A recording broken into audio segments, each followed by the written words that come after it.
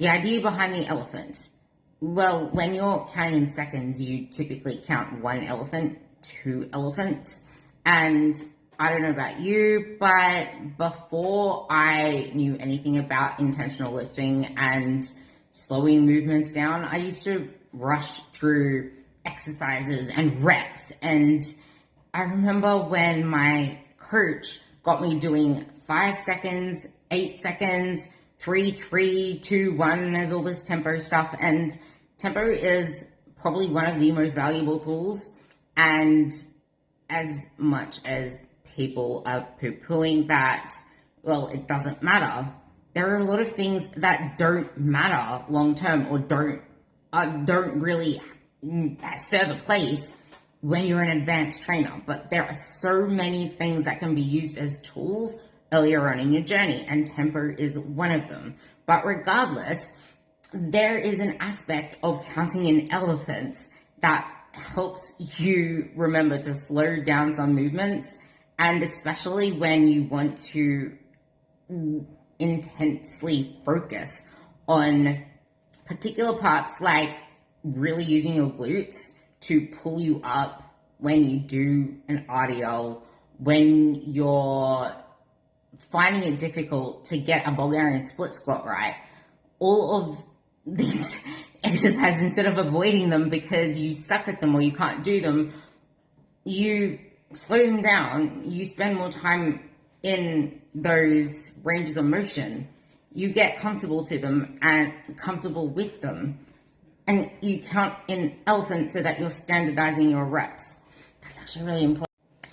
Probably one of the most important elements of the elephants is that you standardize your reps, because you will never really truly know that you're progressing if your range of motion, for example, as you tire out, goes shorter, or you start really controlled and all of a sudden you're like pacing it out like this, or you're cutting your pauses short. Is that really progressing if you started off with 3 seconds as a pause or a 2 second as a pause, and then all of a sudden the pauses are gone, your weights have gone up on the logbook? Yay, I progressed, yeah, I'm stronger, that must mean I've built muscle. Well, you just made it easier versus getting stronger. That's why it's important there. Yes. Why does this matter to your audience? Because so many people find it easier to revert back to another calorie deficit, thinking that's the answer to why they're not where they want to be, why they're not lean enough, why they're not seeing the tightness and the tone. You get frustrated that you're not seeing results, even though you've been doing this for ages, you've been dieting for ages, but dieting doesn't build a body. Eating more protein doesn't build muscle.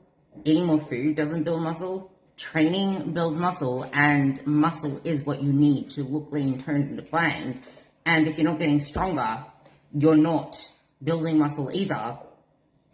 If you're not building muscle, you're not getting, well, if you're not building muscle, you're not going to be getting stronger, and that's a false way of progressing.